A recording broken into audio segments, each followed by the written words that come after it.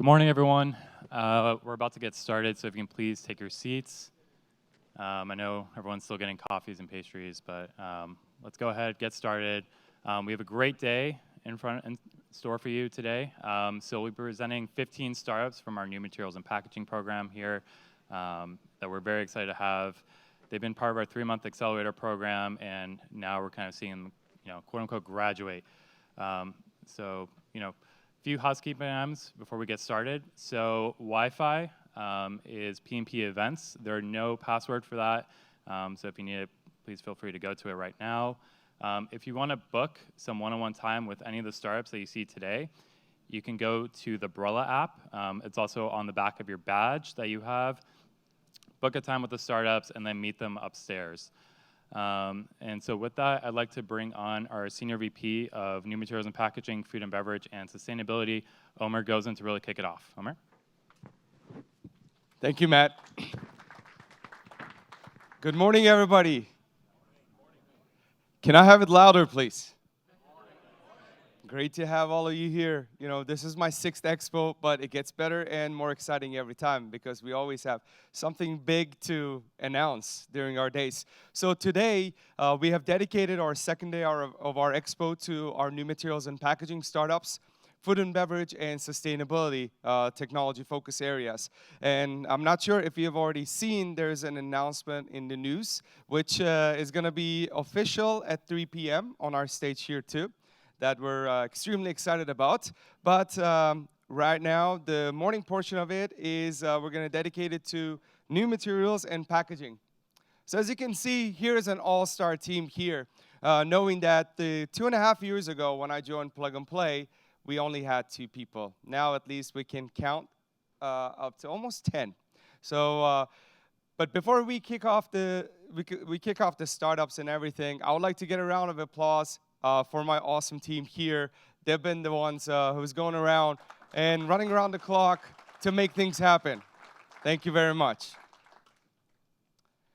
And also, I would like to thank our anchor partners and for their continuous engagement in our programs, ExxonMobil, PepsiCo, Sherwin-Williams, Mohawk, Georgia Pacific, and DuPont. But most importantly, also our ecosystem partners as well, who are continuously supporting our ecosystem.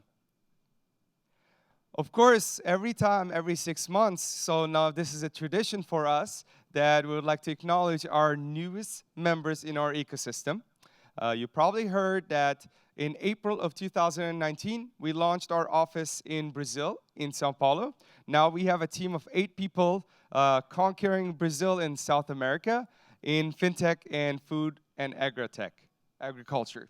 So with that said, I would like to also welcome some of our partners that recently joined us. So the first one is SIG from Germany, packaging giant.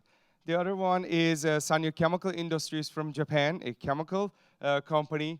And we have Suzano, a packaging and paper giant from Brazil, and Klabin also from Brazil. They have their core businesses in packaging as well. So we would like to have a warm welcome for our newest partners as well. And another tradition that I would like to also bring up our champions from these 4 corporates to have an official meet and greet on stage. And I would like to also give them the mic to tell them about how they feel about the Plug and Play partnership. So, Mr. Ali Kailan in the audience? Yes, please. So, do we have Taka-san in the audience from Sanyo Chemical? Welcome. Good to be here. Yeah. And we have our champion from Suzano, Alvaro. Thank you very much. Coming up on stage. I am trying to find Klavin here. Okay. Please welcome to the stage. Welcome. Congratulations. Welcome. Congratulations. So we have our welcoming letters. And I would like to pass the mic one by one. Ali Bey. All right. Please. First, I want to say it's great to be here. Thank you very much. SIG, as a aseptic packaging company, one of the best and largest in the world. Very happy to be here and be part of the packaging as well as materials access here. Thank you very much. Great to have you here. Thank you. So, hi, good morning, everybody. I'm Álvaro from Suzano. I'm very glad to be here also. At Suzano, we strongly believe that open innovation and working with startups will help us to reach our goals. So it's very interesting to be with this partnership. So Great. we are very excited. We're going to make Brazil a powerful innovation hub with your help. Yeah, definitely. Yeah. Morning, everybody. I'm Roberto from Klabin. As you said, we're a big packaging company and from traditional market, and we're really looking forward to bring the opportunities with the partnership with Plug and Play to be closer and to meet the desires of our customers in Brazil and in the world. We're really looking forward for that. Great. We're very excited. I know that my colleagues in the São Paulo office, they're watching the live stream. And they're also very excited, and they would like to extend their welcomes to you. Thank you. Yeah. And can we have a group picture, please? Yeah, sure. Allison, can we see the logos?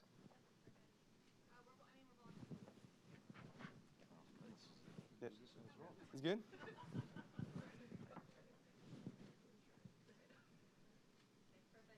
Thank you. Thank you. Thank you so much. Great to have you. Thank you. Thank you.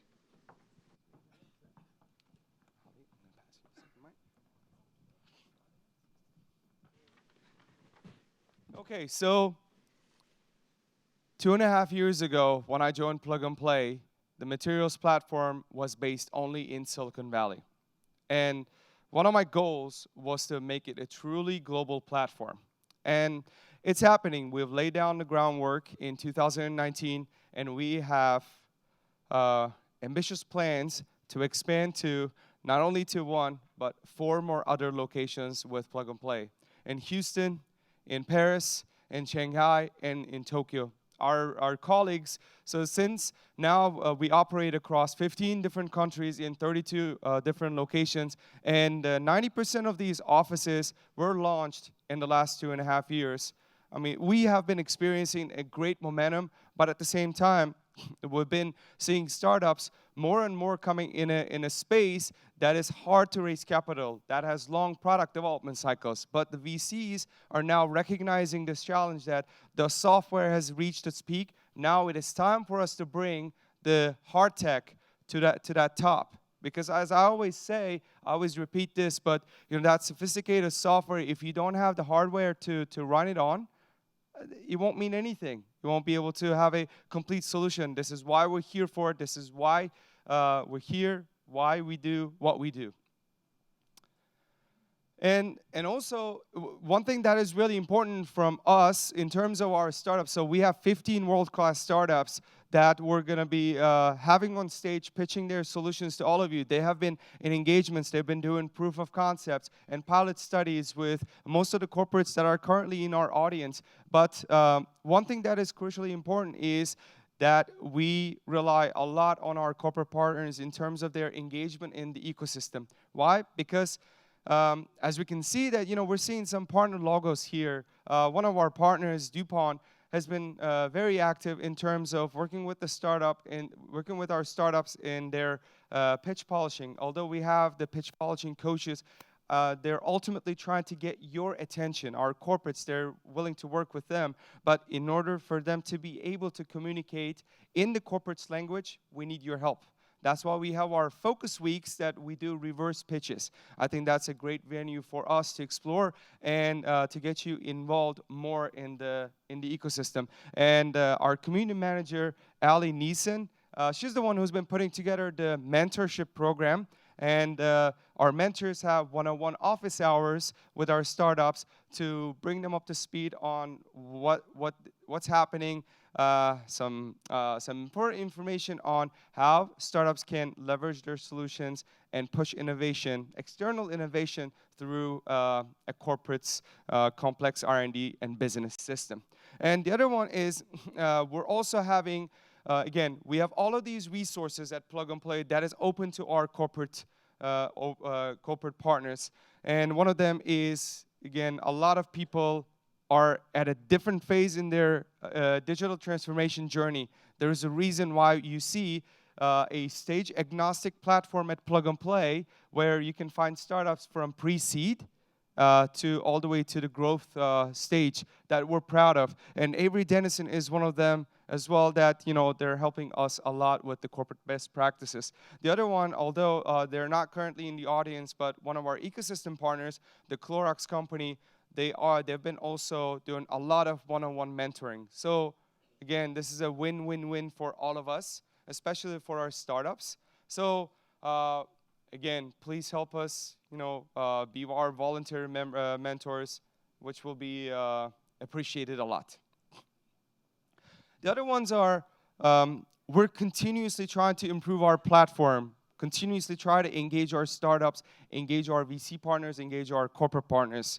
And we have a goal of putting together at least 6 meetups a year. So that's one every 2 months, that we will have it probably after the days, in the after work hours between 5 and 8 p.m. We're going to select a topic collectively with our corporate partners. And here are a few of the examples that we're always trying to bring out the collaboration between our verticals, our business units at Plug and Play. So one of those meetups that we discussed about how we can incorporate new materials and packaging with our real estate and construction vertical. So this was one of the highlights that, we almost had 100 attendees, even considering that it's after hours. We always have a panel, but most importantly, we have pizza and beer. So come and join us if you're in town.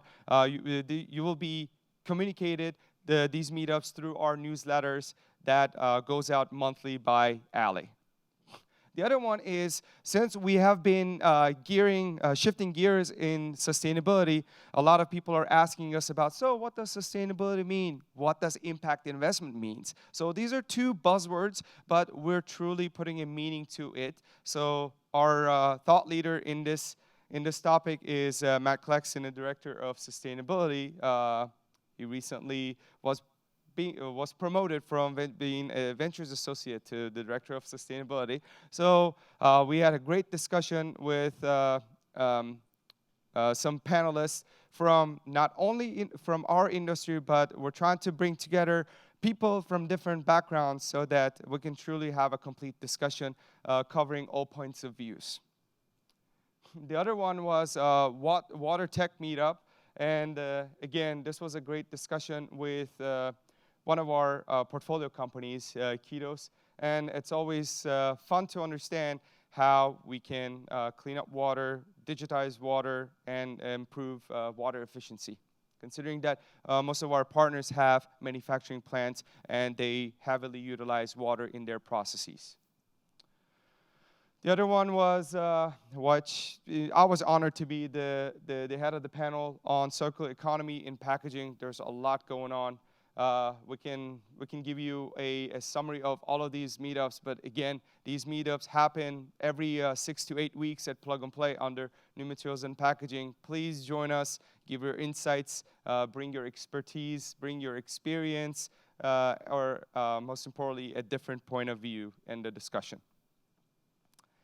As you know the program, that the way that how we construct our accelerator program, especially our due diligence process for selecting startups, is known between the corporates. And we're always proud because in New Materials and Packaging 2.5 years ago, we did not have many growth stage startups. So now that we're able to find them, we're very proud. So this is what a top 100 startup list is. This is the list that twice a year that goes out to our anchor partners. So they're the ones having the voting power on our accelerator programs and selecting the startups into our program. And today, these 15 startups that we'll be pitching were collectively selected by our Anchor partners. What I would like to show is that, what we're the most proud of is, so our last batch, so the one that is graduating today, had the highest amount of growth stage startups, early and growth stage startups. And we're hopefully push that number up and up. So we're at 82% right now. And considering that what we had in our batch 5, so that was approximately 18 months ago, this is a pretty good jump from a collective of 34 to 82 startups. So a growth stage startup means that they have a product, they're ready to do a proof of concept with you, they're ready to show that they can scale their solutions. So that's what we're thriving for our corporate partners. And of course, we're here, and besides the corporate innovation platform side, we're the most active startup investment firm that is making investments on early stage startups in Valley. So we make roughly around 200 to 250 startup investments a year. And finally, we're starting seeing great startups in the new materials and packaging world too. So I'm, hopefully in a couple of years, we're going to be competing with fintech, supply chain, and insurtech in terms of the investment. So all around this year so far, we have deployed an effective capital of almost $1 billion to our startup investments in materials and packaging.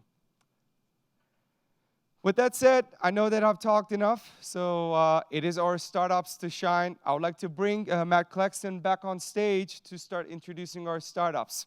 So thank you very much for your continued support. We'll see you during the networking hours. Enjoy the show. Thank you. I got it. Yeah.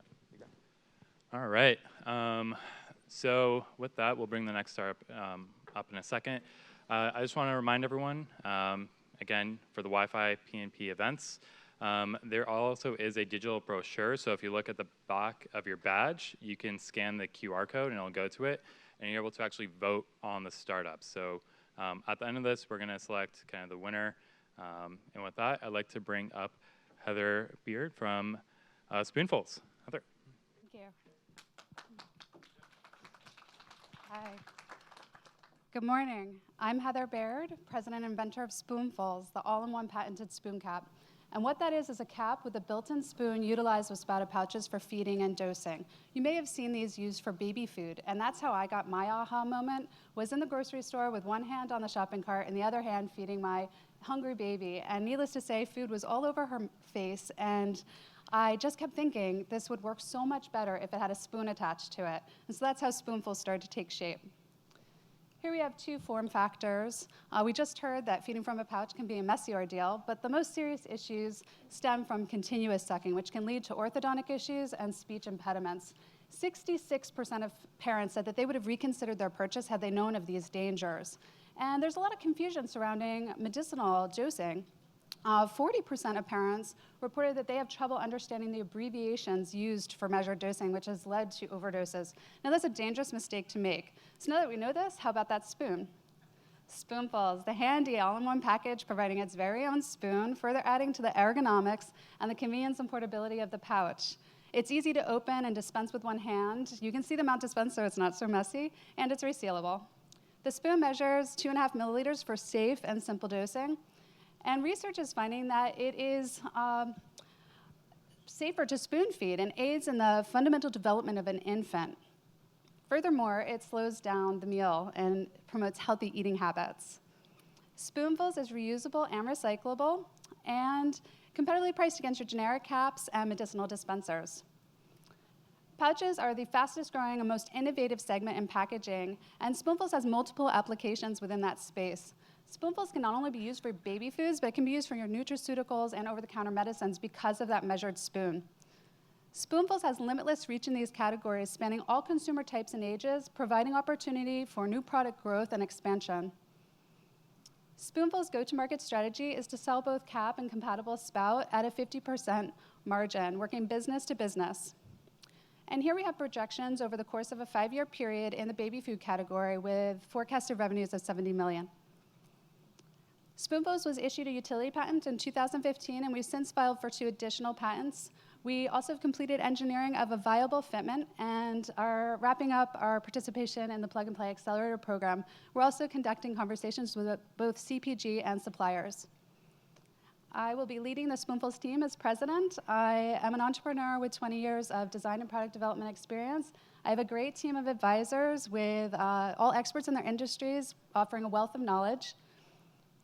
And Spoonfuls is an early stage startup, and we are actively seeking partnerships for POC validation and an ask of $500,000.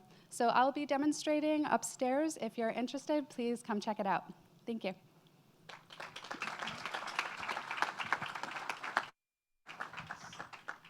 Great. Thank you so much, Heather. So our next entrepreneur, Matt, has actually rid his motorcycle in 30 countries. So with that, I'd like to welcome Matt from Bayer Conductive. Thank you very much. Thanks. Hi, good morning. When I say smart buildings, smart cities, smart transportation, you probably have an image like this in your mind. All of us want to make these spaces safer, smarter, and more efficient. But I'm sure that all of you also know that it's not as easy as it actually looks. The reality is that current technologies are really hard to install in spaces. We're installing technologies in quite a piecemeal manner. It's almost like we're trying to build an iPhone out of vacuum tubes. In fact, our customers tell us that the problems are that current technologies can be physically restrictive, they're expensive, and they don't scale. What's needed is a radically new approach to putting intelligence into the environment. And for us, we take that approach from a really unexpected place, which is coatings. We leverage our technology stack and coatings to make any surface smart at any scale. Our approach is that we should be building intelligence and technology into the interior of the building, into the environment, into the materials from the very beginning. We want to transition from the kind of vacuum tube stage of IoT to a silicon wafer stage of smart buildings. Let me show you how we do that. So our technology stack consists of a few components. We have a substrate that's been printed with a conductive ink, hardware and software. Here, you see a piece of paper being turned into a high-resolution sensor that's low cost and extraordinarily scalable. Let me take you through how we do that piece by piece. So we start with a substrate. This could be paper, plastic, wood, cardboard. We're pretty agnostic to that. We print a conductive ink onto the substrate in a really specific pattern. We add our hardware to drive the sensor. We generate a field that we manipulate and measure. That allows us to detect targets as small as an insect to as big as a person. We're also great at detecting liquids. We can detect targets in 3 dimensions. That's really important because we learn a lot about the behavior of the target and allows us to differentiate between, say, a dog, a rat, a person, and a big puddle of water. We classify those events and we send them to the cloud. But probably most important for you to understand is that we're able to project our field through other materials. So this means that we can conceal what we're doing underneath the floor or behind the wall. Our technology has a role to play in 2 verticals, smart buildings and transportation. In both of these sectors, what we're doing is providing occupancy data, occupancy measurement, and interior condition measurement. We're also creating seamless interfaces that can be integrated into a space. We're doing well. We've got great traction with big partners who share this vision of installing intelligence into the environment from the very beginning. We've got a demo upstairs that I would love to take you through. It's much more fun to show you this in person. And I'd love to see how we can help you build intelligence into what you're doing from the very beginning. Thank you very much. I hope to see you upstairs. Thank you. Thanks, Matt. Yeah, highly encourage everyone to go see his demo. It's absolutely amazing. So with that, I'd like to welcome Mitt from Moco, who has over 70 patents in his name. Very impressive, Mitt.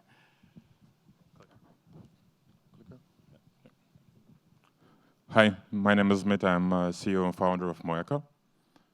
Have you ever wondered what happens with your products when they leave the factory?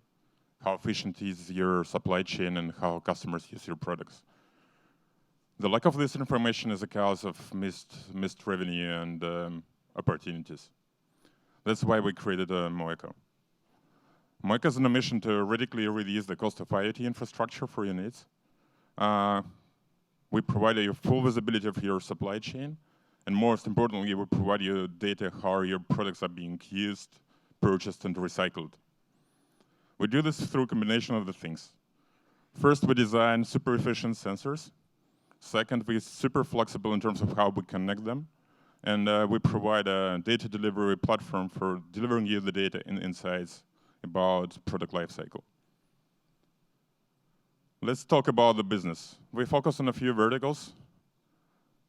Let's start from consumer packaged goods. For consumer packaged goods, our solution, we provide actually a solution which delivers you the data about how your products are being purchased, used, and recycled. We do this by placing sensor on some % of your packaged goods and give you full insights about full life cycle. Sensor collects up to 10 different parameters and are highly customizable for specific packaging and customer.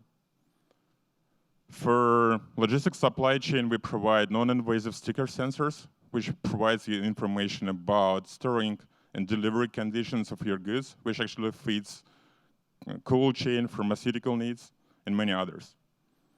Sensor could be applied to box or pallet level, and are like super low cost. Like the sensor price starts from $1 and up. Our platform actually guarantees 100% data ownership. That means we as a platform owner, we don't see your data. Data is being delivered end-to-end encrypted directly to our customers. Today we actually work with industry-leading companies in consumer packaged goods, food, electronics, and logistics. And we help those companies to create better products, reduce food waste, and monitor a whole life cycle from purchase to recycling. Our team has deep experience in enterprise innovation, Internet of Things, and telecom. As mentioned before, I'm author of 70 patents. Few of those belongs to Moeco, and this is my 5th company. We help companies to create better products. We think that monitoring customer behavior and product use is actually a future of the whole industry, not only for Amazon, but I think for many of companies you represent today. Thank you, and we'll be demonstrating all the cool things upstairs, so stop by and we'll explain in details. Thank you.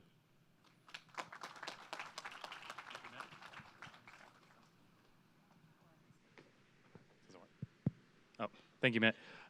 So up next, I'd like to welcome the Italian beer pong champion, Giorgio from Fleet Technologies.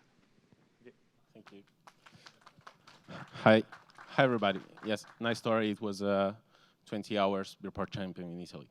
Anyway, I'm here today to talk about Fleet Technologies and how we want every object to become intelligent. And we will talk about Internet of Things, but actually not about what is very good and very nice about Internet of Things, but about its limitations. And let's crunch some numbers. So by 2025, we expect 75 billion of connected devices. Not talking about the fact that this was exactly the same forecast that was done for 2019. That's another story. There is a huge problem in the Internet of Things. Actually, it's e-waste. How do we dispose of this huge amount of devices? Nobody is thinking about that. We need a technology that is actually environmentally friendly, but can handle very large volumes. It might look something like utopic, but actually I have the solution here in my hand. It's this one. It's Fleet Technologies.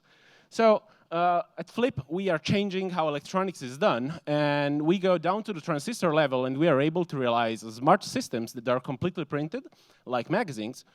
We can as well do flexible electronics, and most of all, and this is very important for Internet of Things, and what I've said, everything is polymeric, everything is organic, and it's recyclable.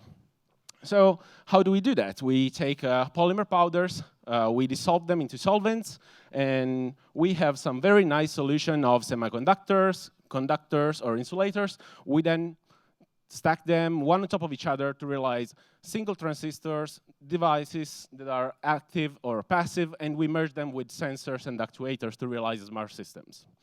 So this is what currently the market is asking us for this kind of application. I guess most of you already know this kind of application. Event-in-time monitoring, interactive packaging, augmented surfaces is what actually is needed now to really develop the Internet of Things.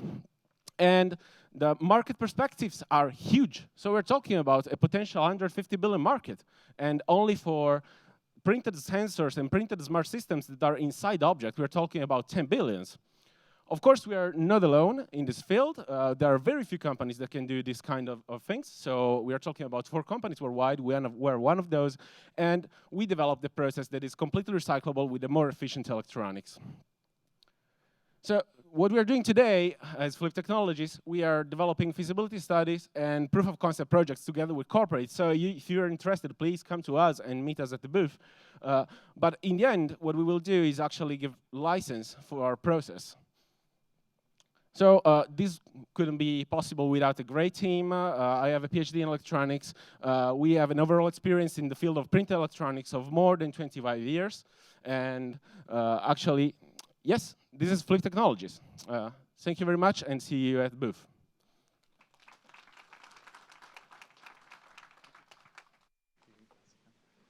Thank you so much. We're going to continue our international tour. So our next presenter comes from the land down under and has a plastic fetish. So with that, I'd like to welcome Mark from Hydrox Technologies.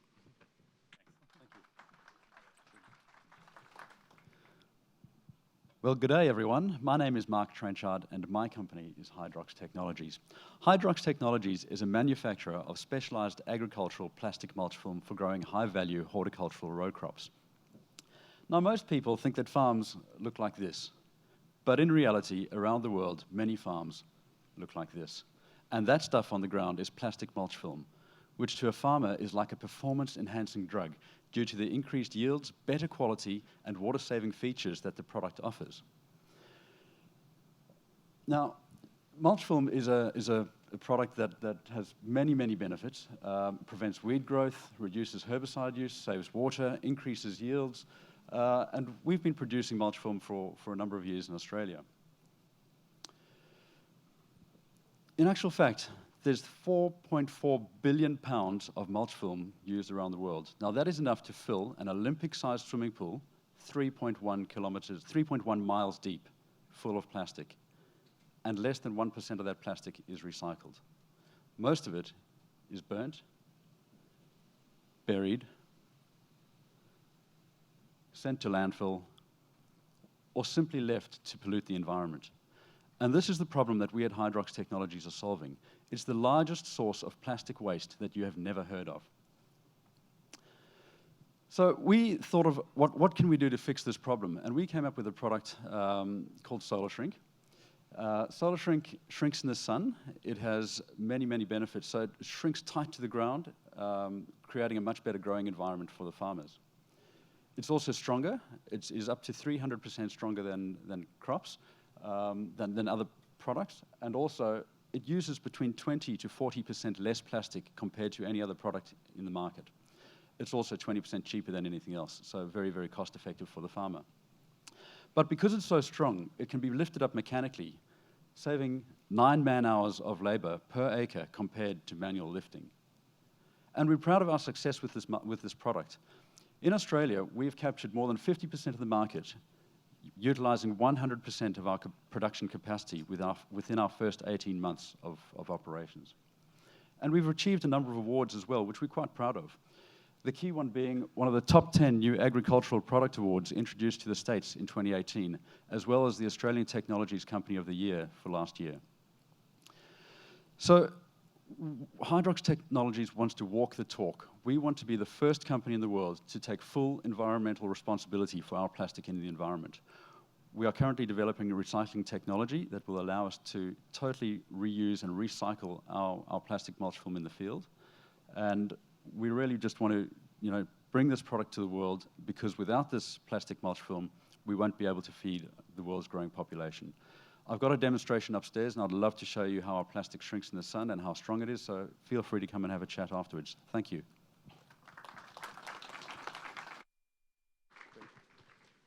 Great job, Mark. So next, I'd like to bring Eldon from Inhibit Coatings, who stores all of his knowledge in his beard. Eldon. Yeah. Well, hi everyone, I'm Eldon from Inhibit, and what we do is we make the world's best antimicrobial coatings, and we're using them to protect hygienic environments. So hygienic environments, such as medical and food processing facilities, suffer massively from contamination. So what they do at the moment to try and combat this is they put in place very strict cleaning regimes to keep the level of bacteria low. The problem is, though, is that bacteria can hide in the cracks in the walls and the floors, where they survive this cleaning process and go on to recontaminate the facility. So given the high risk in these sorts of environments, you would think that you would have antimicrobial coatings everywhere to protect them, but you don't. And this is because the current coatings on the market suffer from a number of drawbacks because they use additives to make them antimicrobial. Now, there are a number of different drawbacks, but the most major one is that they rely on the controlled release of their active ingredient, and that means that they wash out. So in these sorts of environments where you're cleaning on a regular basis, these coatings don't stay active for very long at all. But this is where Inhibit Coatings comes in. We've got a different approach, which doesn't use additives, where we can eliminate these drawbacks and actually make a more effective coating. So we can kill greater than 99.996% of bacteria. That's 25 times higher than our closest current competitor. And we do this by using some pretty unique silver nanotechnology, where we bind the particles to the paint itself. Because they're bound to the paint, they don't wash out, which means that they stay active across the entire lifetime. We've been able to do all of this while remaining cost competitive with the current coatings as well. Our initial focus has been in the food and beverage industry, but our technology can be widely applied into things like HVAC, healthcare, and medical, which we're looking to move into shortly. In terms of traction, we've already installed over 100 square meters of our antimicrobial flooring in 2 of New Zealand's largest dairy processing facilities. The oldest site has been installed for almost a year now, and over that period of time, they haven't had a single positive detection for any of the bacteria that they've been monitoring. Now, to put this into perspective, what they used to have before our coating would have been a positive detection every week to every 2 weeks. We're also about to start our first healthcare trial in a New Zealand hospital later this year. So as you can see, Inhibit Coatings is quite a lean team, but what we do have is a great mixture of deep technical expertise and coatings industry experience. And this has served us well over the last couple of years, where we focused on product development, getting us from here to here. And we've done it in a really capital efficient manner. Now that we've de-risked the technology and we're starting to get good traction in the food and beverage industry, we're looking to grow. To do that, we're looking for joint development partners and potential licensees in a number of different markets. And we're also currently raising a $1 million seed round, of which we have commitments for about half. So thanks very much. We're Inhibit Coatings. We make coatings that keep you and your family safe. Thanks.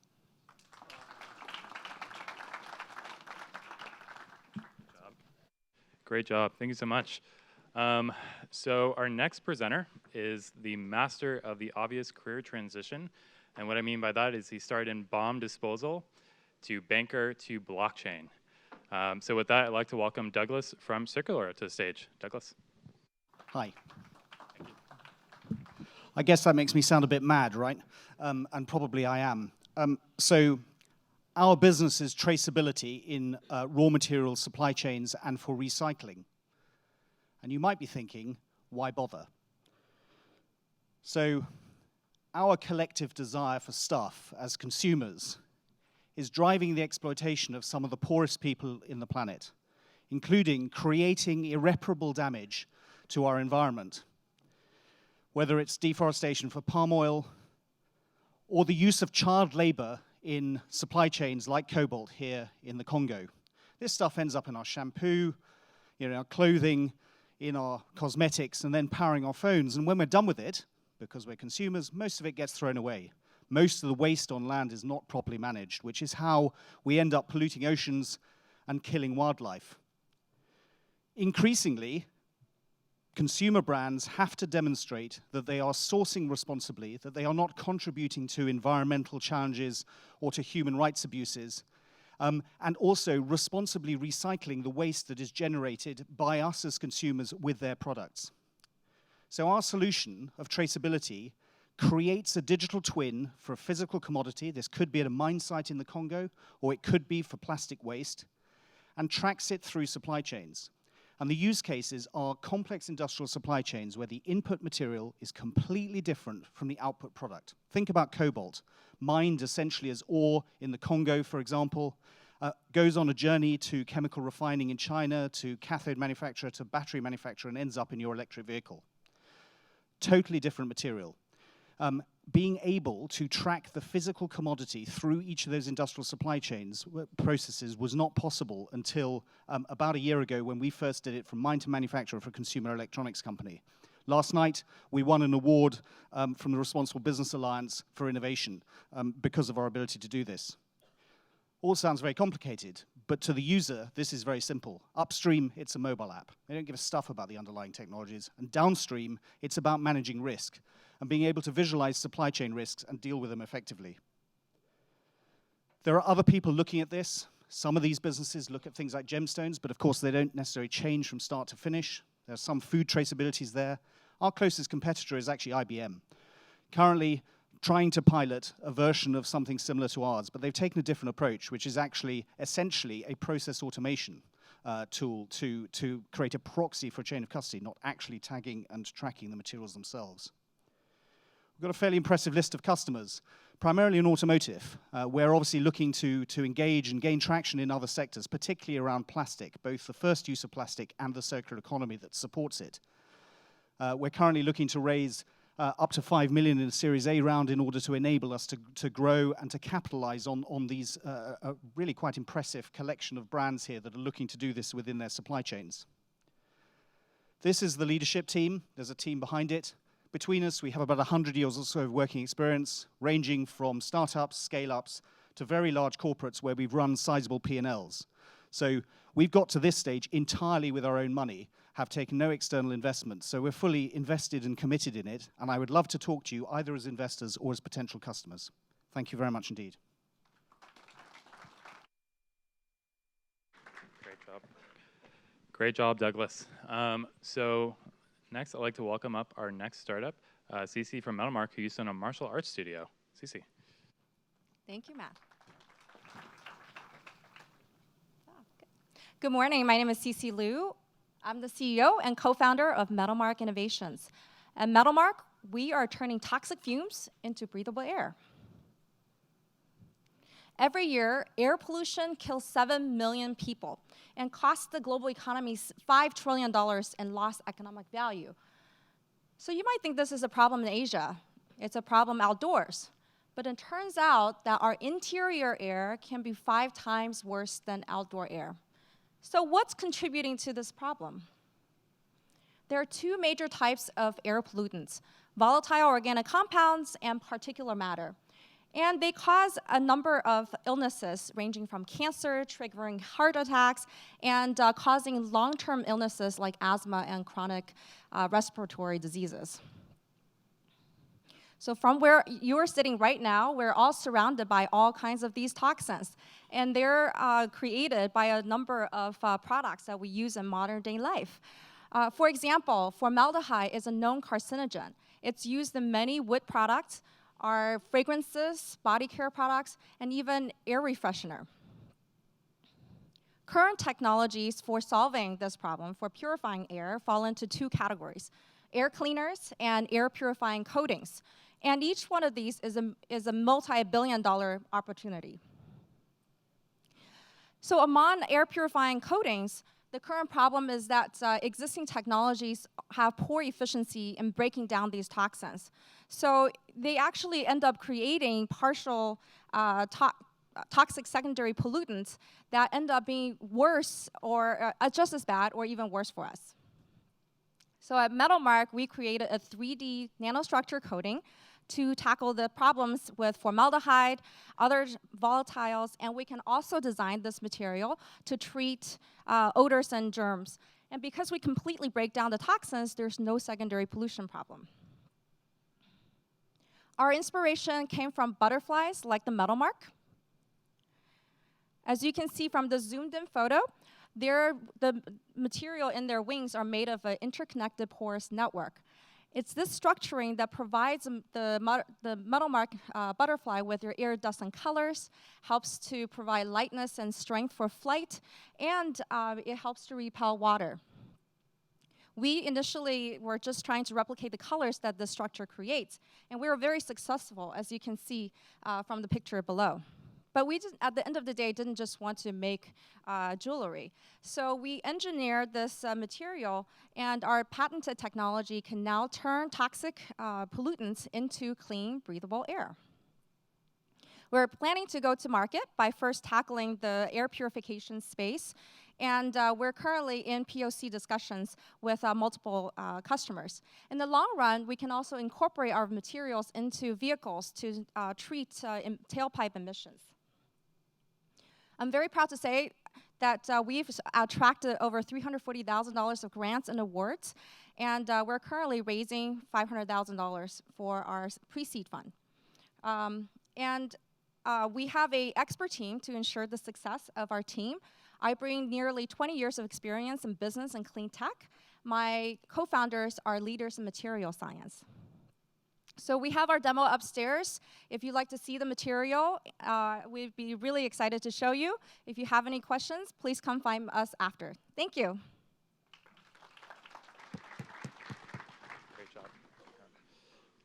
Great job. So with that, that kind of wraps up the first half of our startup pitches. So we'll be taking about a 15-20-minute break. We'll kind of come back at 10:15. But just a few items really quick. Again, make sure to vote for your favorite startups. And then if you would like to book a one-on-one session with these startups, please use the Brella app. And you can find them upstairs after the new materials and packaging event. And so with that, I'll let you guys go to break. And again, we'll be back at 10:15. Thank you.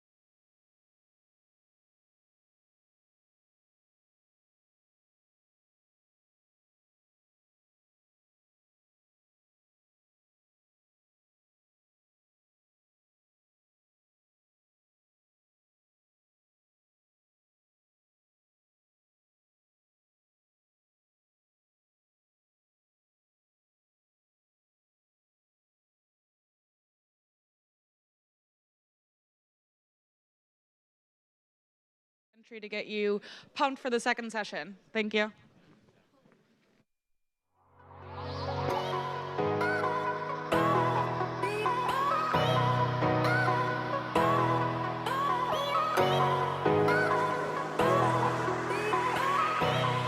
Every time I visit Plug and Play, I'm totally inspired. I've never been to a place that's more densely packed with people who are excited about what they're doing and profoundly non-competitive. This is such a collaborative environment. We're seeking new business development opportunities with startups. So being able to come and take advantage of folks who are interested in this third-party collaboration to develop products and services for our businesses is unique. So we're seeing a trend there in terms of maturity, and we're learning by doing. I think that's really important. Plug and Play facilitates a connection with corporate partners that we've not been able to find anywhere else. And so Plug and Play provides this great opportunity to meet all of these different companies and figure out very quickly where we do and don't fit. There's so much energy, there's so much excitement. It's amazing that there's active solutions that are readily available today that are really taking that extra step to make the world a better place for tomorrow. So to be part of this journey and to be hopefully part of the Plug and Play ecosystem, it's very humbling for a company like ours.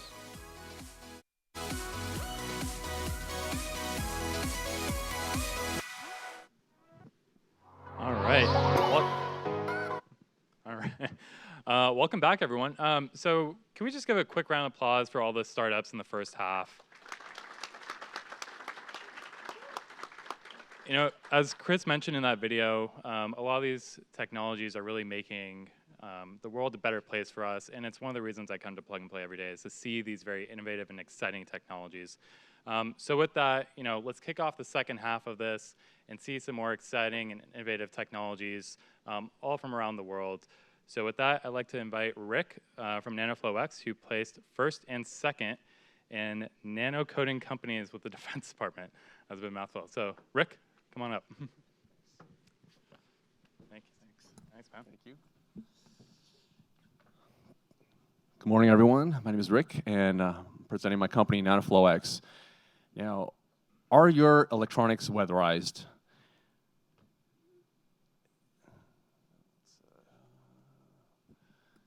By 2022, $1.2 trillion worth of connected devices will be utilized in various industries.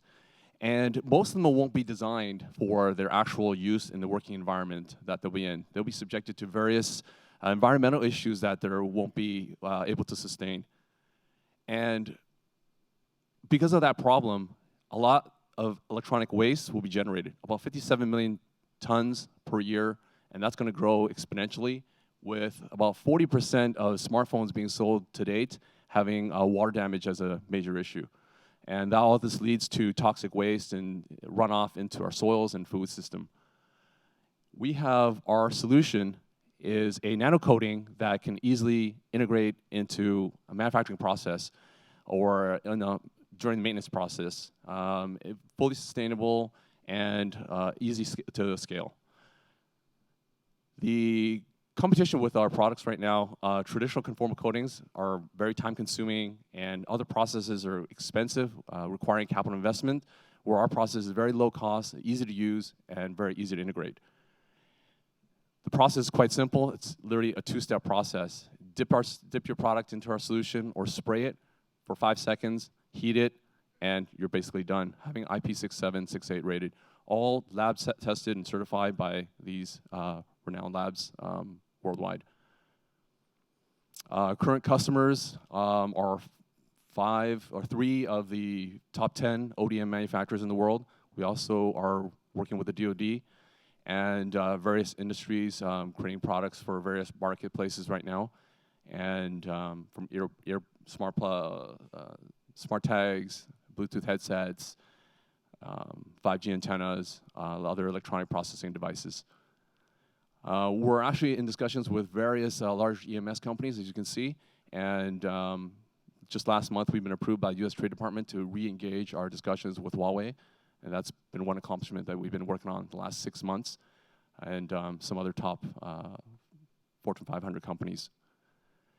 The marketplace is quite large, as you can see, 23 billion connected devices by 2020, and of that, 16 billion will be on the industrial side, which requires significant coatings to ensure and extend the product life cycle of products. And this is the management team, including myself, Brian Rock, Chris Yeni. We also have two leading advisors from Loud Capital, as well as from the president on the US side of Wistrom New Web. And we actually have a booth upstairs, and we can give a live demo and answer any questions with our technology. And great, thank you so much. Thanks, Rick. All right, so our next startup is Heidi from Opus 12. Heidi was a sought-after DJ on campus in college. Believe it or not, her DJ name was DJ Eco. So let's go ahead and welcome DJ Eco. Thank you. Good morning, everyone. My name is Heidi Lim. I'm the Chief of Staff at Opus 12, and we're a Berkeley-based company that has developed a technology that recycles carbon dioxide into new chemicals, materials, and fuels that are today produced from petroleum conventionally. We're making it possible to turn carbon dioxide into carbon-negative materials and carbon-neutral fuels. At scale, we can actually impact 2 to 3 billion tons of carbon dioxide every year, touching upon a $300 billion sector of the petrochemicals industry. A little bit about our background. So Kendra and Natasha are two of our co-founders. Were at Stanford at the Jaramillo Lab. They were the first graduate students working on CO2 electrocatalysis there and made some fundamental discoveries that today other labs are still using. They published this paper that showed there are 16 different chemical products that can be produced from carbon dioxide through this type of process. And they teamed up with Nicholas Flanders, who was doing his MBA at Stanford at the time, and incubated at the Cyclotron Road program here in Berkeley, where we made our first prototype. Since then, we've actually grown to 22 people on the team, and we've raised about $22 million. We are basically doing industrial photosynthesis. So you can think of us as making plants that are industrial. So we're taking CO2 and water, just like plants do, and using electricity to split up those molecules and turn into new chemical and energy products. And by the way, oxygen is a byproduct, just like plants. There are 3 chemicals that we're focusing on commercializing, so that's carbon monoxide, ethylene, and methane. And these are basic chemical building blocks for materials that you've already used today. Packaging, consumer goods, even the shoes on your feet, or the glasses that you're wearing on your face, you're probably using polycarbonate and polyurethane and other materials. And we can also make jet fuel from carbon dioxide. Our core technology is actually a membrane, where our membrane technology fits inside of an existing technology called a water electrolyzer. And these types of technologies have been around for decades. We're partnering with one of the world's largest electrolyzer companies in the world to integrate our membrane technology into their existing systems. And this helps us with this scale-up that is faster and more cost-effective. We can actually utilize their existing scale-up pathway and integrate our technology into theirs. Today we're at this dishwasher-sized system all the way over here on my right, and in a couple years' time we'll be scaling up to the industrial-sized system, number 3 over here, which is about the size of a shipping container. At that point, each one of these modules will be able to consume tons per day of carbon dioxide, producing tons per day of chemicals, and those can be strung together to make larger-scale plants. Carbon dioxide impact can be quite large. For ethylene, for instance, there's a 5-ton carbon dioxide impact for 1 ton of ethylene produced, which means it is possible to make a carbon-negative material. We can impact a lot of your life, things like that you're wearing today, as we talked about earlier. And we're making it possible to make true circularity, where carbon dioxide is actually the building block for any kind of material that can go right back into virgin materials. So no longer do you have to use one plastic to make another plastic. You can actually turn shoes into electronics, for instance. Great. This is the team. We are starting pilots for the early next year with a few industrial partners, and we're currently raising a Series A. Hope to see you guys upstairs. Thank you. Thank you, Heidi. All right, let's keep it going. So our next presenter has won every Rochambeau contest he's ever been in. So with that, I'd like to welcome Mark from Gamma Alloys. Mark. Hello, my name is Mark Summer, and I'm the CEO of Gamma Alloys. Gamma is working on next-generational 3D printable materials, which leads me to the question of, if 3D printing is such a big deal, why aren't we printing the cool stuff? Why aren't we printing the fuselage on an airplane, or the transmission or chassis components on a race car, or the turbine blades on an airplane? And the reason is, we are not there yet. What you are seeing printed is you're seeing printed brackets, that's the little pieces, or if you go to a 3D printing show, you're going to see, I don't know, a bottle opener. I mean, bottle openers are cool, bottle openers are needed, bottle openers are not going to change the world. And the reason we're not doing that is very simple. The technology has outpaced the material science. There's a lot of energy, a lot of time has gone into the software for 3D printing, into the optics for 3D printing, into the lasers for 3D printing, but it has not gone into the material science. And very specifically, if you look at 3D printing right now, they're printing maybe 12.5, maybe 24 different alloys, when in the traditional way of working with metals, there are over 5,500 alloys in circulation that are approved in various forms. And the reason that happens is when you take the current high-performance materials that exist that build the fuselages of airplanes, and you print them with common 3D printing processes, you end up with what's called hot cracking. And you don't need to be a material scientist to know if you have material that's cracked down the center, it's not going to work very well. What Gamma is bringing to the table is taking those high-performance materials, we're mixing in nanoparticles of ceramic, and by doing so, we're stopping that cracking. And that photo you're looking at on screen is our material printed, blown up 20,000 times. There are no cracks, and that is a massive game changer in the industry. And by doing so, you can start printing the cool stuff. In this particular case, you're talking about a turbine blade that I referred to earlier. So our technology is relatively simple. We're taking metal powders. We are literally decorating them with nanoparticles of ceramic. And again, that photo down there shows what happens after they're printed. Which gets to the big investment question on this whole subject, which is, if you're in the old version of printing, which is a bigger deal? Is it the printers or is it the print?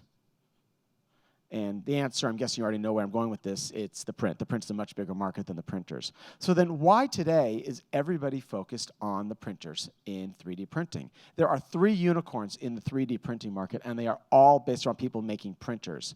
Nobody has come anywhere close on the investment or the efforts going into the actual print stock, which ultimately is going to be the driver economically. We are already going in the industry. Boeing is our biggest investor and a customer, but we have customers all across the industry, all leaders in looking at these kind of markets. We are currently in our Series A. We are $2 million raised and funded, another $1 million open on the round, getting ready to go into a bigger one downstream as we industrialize. And to be clear, we are currently revenue funded, but we are trying very, very hard to look at a massive expansion as we believe the market really needs, the market is begging for. And that's what this money and the money coming will be for. It is a team that you would need if you were going to go after such an audacious goal as what we're trying to do. Leaders in their field, PhDs, subject experts, exactly what you'd hope to have. I thank you very much. Like the rest of the startups, we have a table upstairs where I will dazzle you with 2 little vials of powder. But that is the nature of the beast. So thank you very much and have a great day. Thank you, Mark. And just a reminder, if you look at the digital brochure, you can vote for all these startups. So please make sure you're voting during the session. So with that, I'd like to invite our next startup, Tio from Microrio, who has won a jalapeno eating contest. A lot of competitive founders here. Love it. Tio. Hello, how are you? My name is Teo Tijerina. I'm the CEO of Microrio. We are an early stage company working on PHA with Generation 3 PHA. So what is PHA? PHA is a fully biodegradable polymer that is made by bacteria. We believe that it is time to take this to scale. That's been one of the big problems with PHA in the past. No one's been able to make it at a price to penetrate the market. So here's PHA Generation 1, primarily made from sugar, corn, and food products. It didn't really do much in the market 25 years ago or so, 20 years ago. PHA 2 is now looking at also plant matter, seeds, oils, waxes. We believe PHA Generation 2 is penetrating the market. It's still very, very modest, maybe $20 million market size. What we're working on is basically PHA generation 3 from methanol and natural gas. So what is microreal generation? What will it feature? Basically, we're going to be looking at very low raw material cost from natural gas, methanol. We have a very high theoretical yield using these raw materials, so the mass conversion is very positive. We have a strain that replicates very quickly, adding for faster reactor efficiencies. Also, the downstream isolation of the PHA, we're looking at a new aqueous-based process that can help isolate it and be lower cost than a lot of the solvents which are used in the industry. Looking at a semi-continuous design and consistent feedstock with natural gas. We also believe the timing is right for Generation 3 PHA with everything that's going on in the plastic industry, but also what's going on in the market. There's now an aspirational consumer that is willing to pay a premium, 10 to 40% premium on price for clean products, environmentally friendly products. And they're willing to pay 66% more for sustainable brands. So branding is also something that PHA has lacked, and the plastics industry in general has lacked, and we aim to take advantage of this. In addition to the aspirational consumer, the market is, from the brand side is also right. There's a market pool. A lot of brands are now actually have metrics, have mandates, have goals to reduce their footprint. So we aim to take advantage of this. And our advantage when we start talking about ourselves versus Generation 1, Generation 2 PHA, and then one of the other plastics, biodegradable plastics that's been able to penetrate the market, PLAs, our vision is to get down to $1 a pound, and to do this with all the different factors we've talked about. Main thing is that we have, as a team, experience with scale, and I'll explain that shortly. This is our team. The big highlight is 35 years of plastics production, myself and my brother included, and a former chief scientist, reaction expert in fermentation, Joseph Shabtai. Thank you. Our ask is $1.5 million to basically construct our strain and do prototyping and formulations. We are an early stage company. We're going to be upstairs. We look forward to talking to you. Thank you. Thank you. All right. So up next, we have a Hawaiian surfer who learned French in England. So with that, I'd like to welcome Cam from Dryward. Cam. Hello, I'm Cam Chidiak. I'm CEO of Drywired. We are a specialty chemical company based in Los Angeles, and we believe that we can make a positive impact on the world with multifunctional coatings. One of our advantages is that we work with a lot of smart people. We do a lot of technology transfer from government agencies, from different universities. We also do sponsored research, and that enables our small team to get tremendous access to research assets, testing equipment, and other PhDs. I'd like to go over a few of our products. The first product I'm going to introduce is called Liquid Nanotint. Liquid Nanotint is a solar control coating that replaces plastic window film. So plastic window film has been around since 1966, and it's a PET plastic. So it's created a tremendous amount of pollution and landfill waste.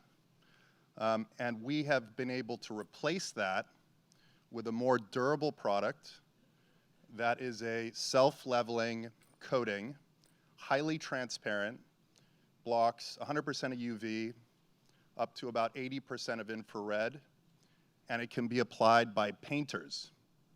So you don't need a specialized skill set. Currently, we have a tremendous amount of traction. These are some of our current clients. Just from this product alone, next month we are going to grow by 10x. The next product we call PermaClean Solar.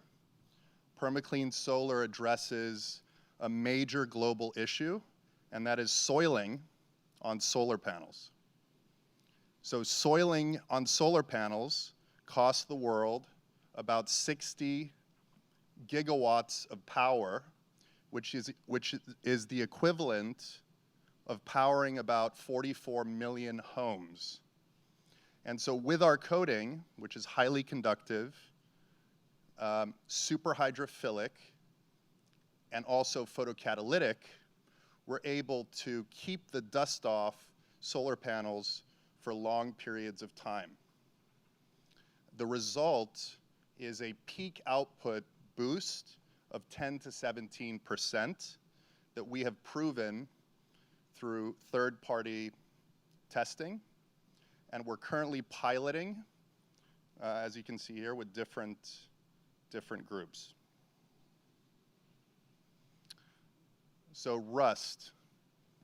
Rust is a $2.5 trillion a year issue that affects developing countries especially, and we've developed a direct-to-rust primer that suppresses corrosion and that you can add any kind of top coat on top. So you don't need to sandblast, you don't need to grind. You can apply this primer directly onto the rust. It stops the corrosion. And we've got tremendous traction. We've been doing years of testing in the South Pacific, all very successful.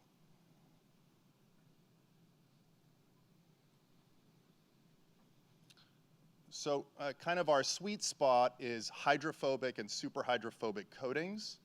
One of our key differences is that we customize our hydrophobic coatings for our customers.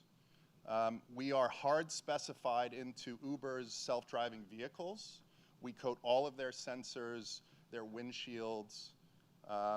We're also doing a lot of aerospace coatings. And then we are the only company in the world to have an oleophobic, oil repellent, and hydrophobic coating that is fluorine-free. Our team includes over 100 years of combined coatings experience. I come from aerospace and media, and then one of our advisors is a GV advisor. So we have a very strong core team. Thank you. Thanks, Cam. Thanks, Cam. So we're kind of getting towards the tail end of our starter presentation, so we have about 2 more left. So with that, I'd like to welcome up our next startup, who is a dumpster diving, trash talking, I'm already butchering it, Christopher from UBQ Materials. I'll let you do the introduction of that one. Thank you very much. I tried.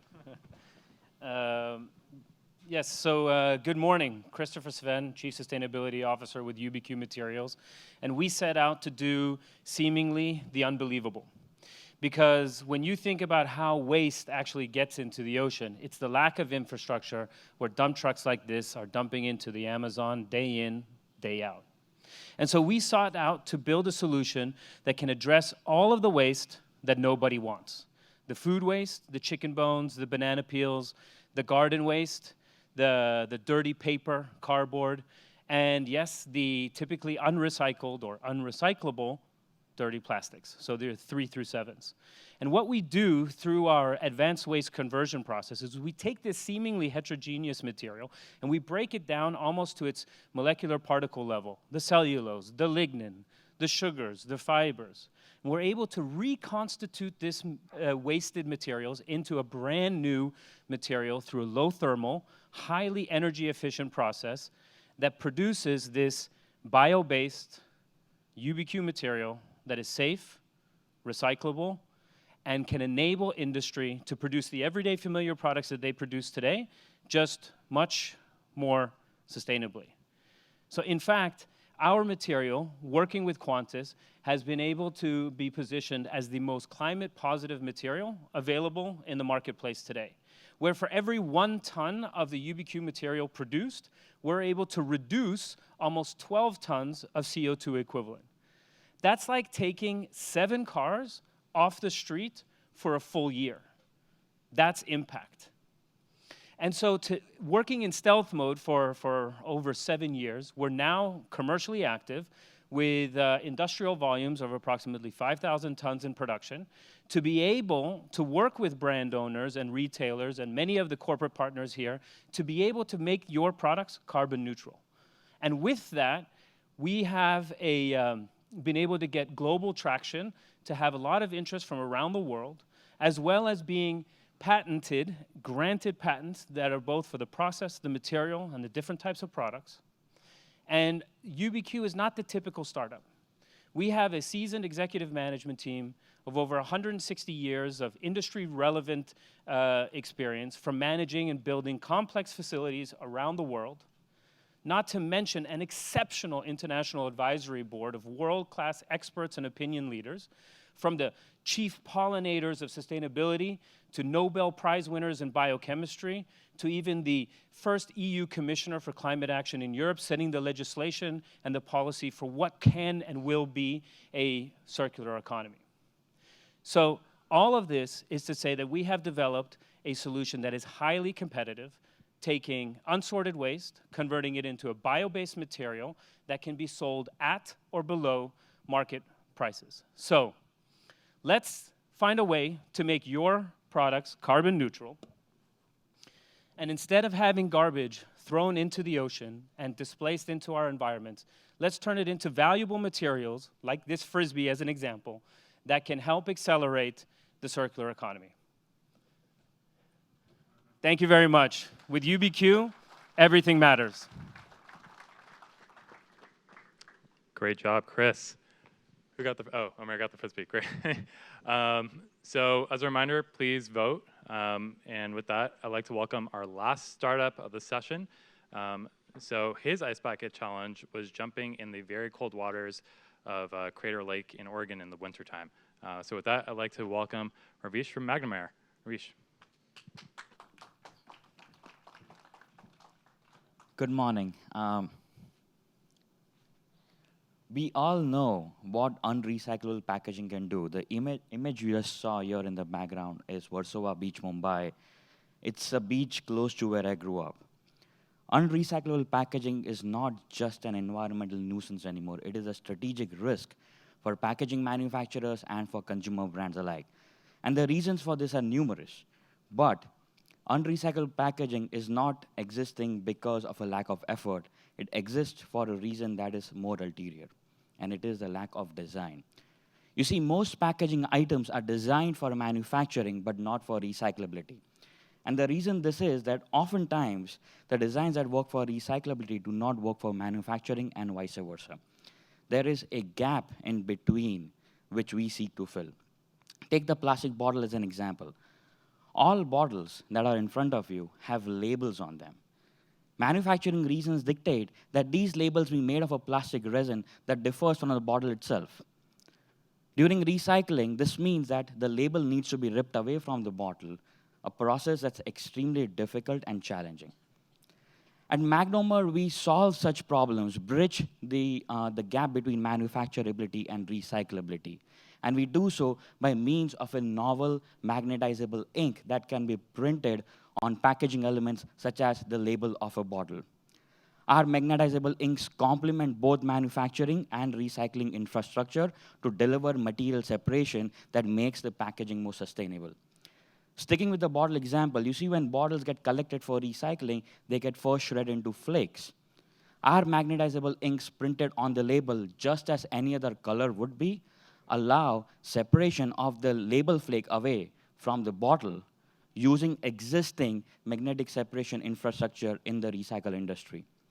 Our ink essentially allows separation, which makes for a more recyclable package. Of course, our products are designed keeping consumer brands in mind and their concerns in mind. We directly work with consumer brands and in conjunction with manufacturing label and packaging manufacturing partners.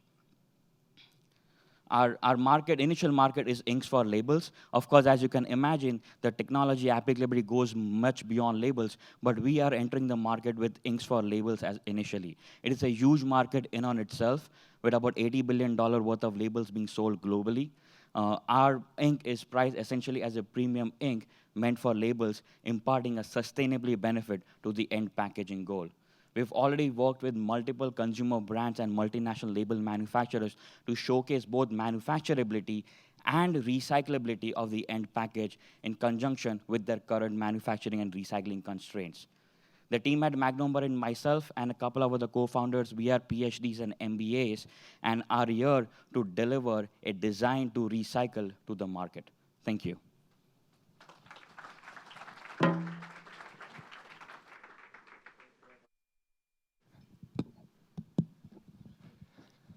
How's everybody enjoying this day so far?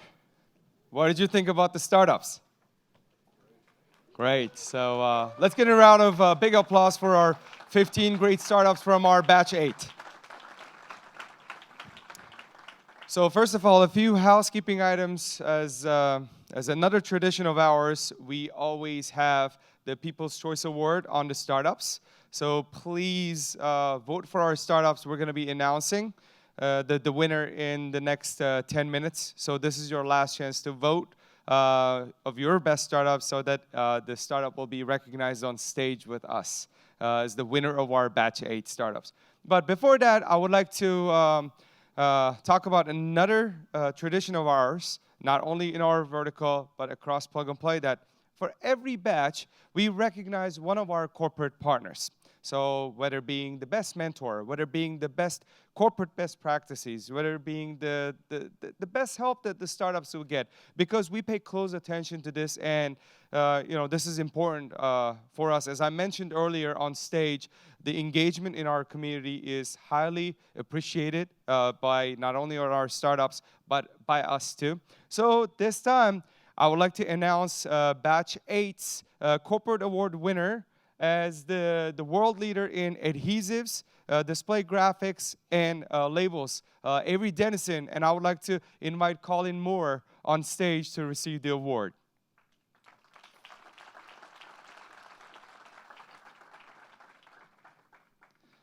Colin and his team have been extremely instrumental in the success of our program, Dispatch. So on behalf of Plug and Play and New Materials and Packaging Vertical and my team, I would like to thank you very much. Thank you, Colin. Can we take a picture?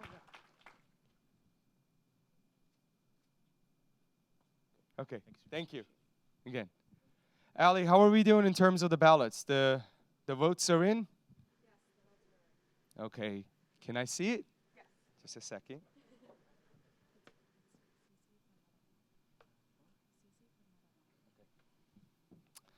All right, the winner of Batch 8 New Materials and Packaging program is, CC, where are you? Metalmark.